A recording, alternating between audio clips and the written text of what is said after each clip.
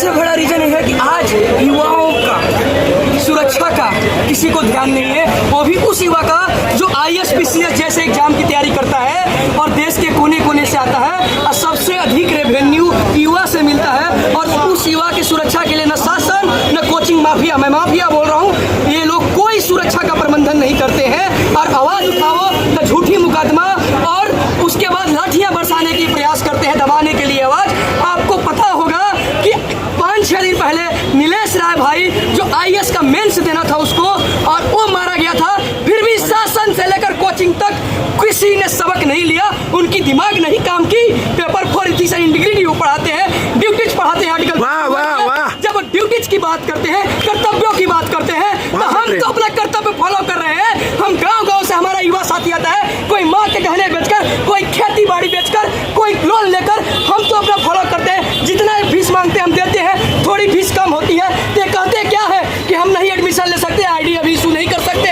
तो जब आप हमसे लाखों रुपया फीस लेते हो तो हमारा सुरक्षा का प्रबंधन कौन करेगा? किसकी जिम्मेवारी है? यही भंडारी बिल्डिंग है जिसमें आग लगी थी, हमारा युवा साथी आपको पता होगा कि 5 मंजिला से कूदकर अपनी जान बचाने के लिए मजबूर हुआ था। और मैं उस वक्त रिक्वेस्ट किया था, यही जितेंद्र मीणा सर रेसिपी थे, मैं इनसे उसे रिक्वेस्ट किया कि सर एक ऐसा कोशिश कीजिए कि जब तक हम छात्रों के सुरक्षा का मानक प्रॉपर नहीं बन जाएगा तब तक कोचिंग लाइब्रेरी खासकर जो बेसमेंट में है उसको मत चलने दीजिएगा। वो बोले विक्रम हम अपने तरीके से कोशिश करेंगे, लेकिन 7 दिन के बाद फिर चलने लगा।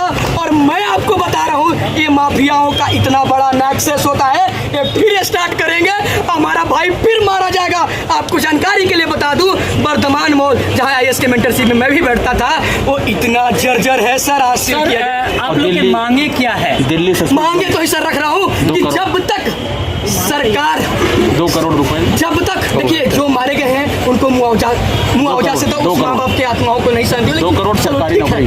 लेकिन हमारा कहना है अब आए समय में हमारा कोई साथी मारा ना जाए, और जब तक NOC ना मिल जाए, प्रॉपर गवर्नमेंट का गाइडलाइंस ना फॉलो करें, उस कोचिंग उस लाइब्रेरी को न चलने दें। जिस तरीके से रूम के रेंट बढ़ जाते हैं बच्चों के, जिस तरीके से क्यों बढ़ते हैं, क्योंकि कोचिंग वाले जिस तरीके से मोबिलाइज करके बुलाते हैं, आजकल वो गुरु नहीं दिख रहे हैं जो रील में आके बताते थे कि ऐसे करोगे तो ऐसे IAS बनोगे, फिर तुम्हारे पास ये गाड़ी होगी, ऐसे एंट्री करवाते हैं। वो एक भी गुरु एक शब्द नहीं बोलने गए, चाहे विकास त्रिकीर्ति हो, चाहे खान सर हो, और चाहे ओझा बाबा हो। मैं बाबा बोल रहा हूँ, बाबा ने एक शब्द नहीं बोला, ऐसे बाबा है। जब इन लोगों से हम मिलते हैं नए छात्रों से, क्या बोलते हैं छात्र लोग कि हमारे तो आइडियल है विकास भी, उनके सामने मत बोलो उनके बारे में कुछ। अरे एक शब्द नहीं बोला यार, हम कैसे बोलेंगे? इसको कोचिंग माफिया है, ये सिर्फ बिजनेस करता है, व्यवसाय करता है, और फिल्में बनाएगा, फिल्में बना के कब तक रीस्टार्ट? हमारा भाई मारा जा रहा है और तुम रीस्टार्ट कर रहे हो। इसमें शासन के साथ साथ कोचिंग माफिया दोनों को मैं कहता हूँ छात्रों के बीच में भेजो, पब्लिक प्लेस पर हैंग करो। 1-2 लोग इंडिकेशन हैंडीकैप्ट हो, 1-2 लोगों को अगर हमने हैंग कर दिया पब्लिक प्लेस पर, शासन भी सुधर जाएगी और इसके साथ साथ कोचिंग माफिया भी समझ जाएंगे। अब आप पूछेंगे कैसे बोल रहे हो, मैं आपको बता दूं, मेरे को कई बार धमकियां मिल रही है। अभी जब हम लोग नाले से 2 पुलिस वाले पकड़ लिए, बोले यही कर रहा है। अरे हम अपने भाइयों के लिए आवाज उठा रहे हैं यार, हम अपने भाइयों के लिए क्या चाहते हो? जो माँ बाप के धड़कने हैं, किसी का भाई है, किसी का बेटा है, वो ऐसे ही मारा जाए और तुम हमें डराओ, धमकाओ, झूठी केस लगाओ हमारे ऊपर और हमें जान से मारने की धमकियां दो, और इन माफियाओं को तुम संरक्षण दो। कहाँ भेज दिए हो? एक भी माफिया नहीं दिख रहा है आखिर में। तो आखिर में हमारा सवाल एक है कि आखिर कब तक हमारा साथी मारा जाएगा, कब तक मारा जाएगा?